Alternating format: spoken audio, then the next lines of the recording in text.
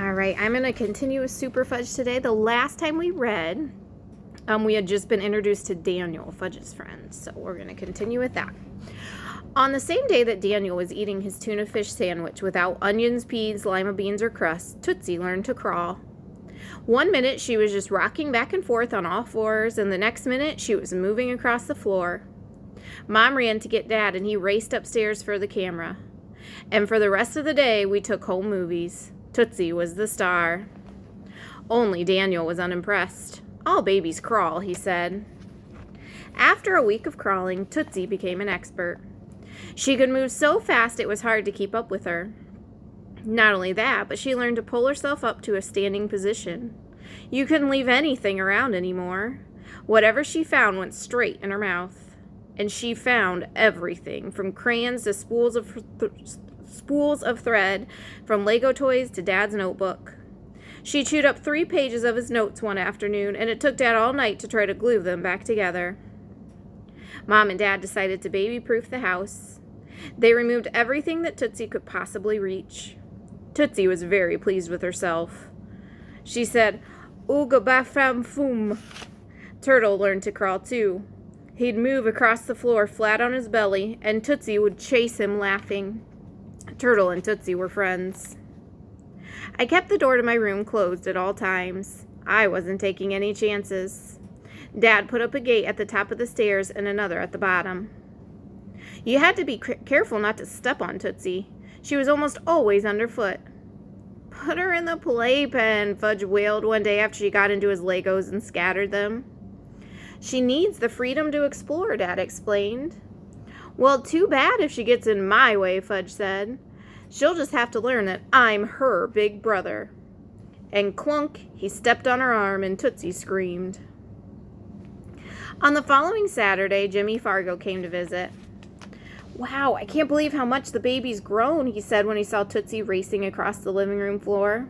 "When you moved, she was just the same size as my cat, and now she's a regular baby."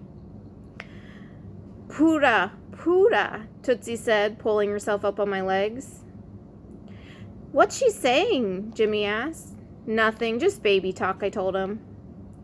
Jimmy was even more impressed with Uncle Feather than with Tootsie.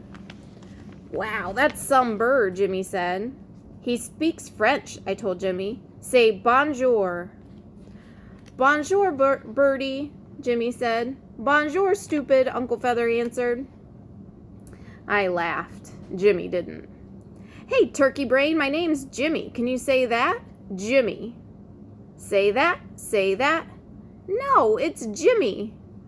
"Dumbo Jimmy, Dumbo Jimmy." "No, it's just plain Jimmy. Plain Jimmy, plain Jimmy." "I give up, you turkey brain." "Turkey, turkey, Jimmy turkey." "Stop it," Jimmy shouted. "Stop it, stop it." I quit. Quit, quit. Jimmy finally laughed. "Some bird." Alex came over to meet Jimmy. He said, "So you're the great Jimmy Fargo." "Who said I was great?" Jimmy asked. "Well, the way Peter's always talking about you." "Yeah, well, the way he's always talking about you, I figured you must be the great Alex Santo." "I am," Alex said. "Well, then I'm the great Jimmy Fargo." After that, it was downhill all the way. It's hard to be caught in the middle between your two best friends. I think Mom knew I was having a hard time because she said, "How would you boys like to go to the movies this afternoon?" "What's playing?" Jimmy asked. "Superman," Mom said. "I already saw it," Jimmy said. "So did I said, "but I wouldn't mind seeing it again." "I saw it twice," Jimmy said. "I never even saw it once," Alex said.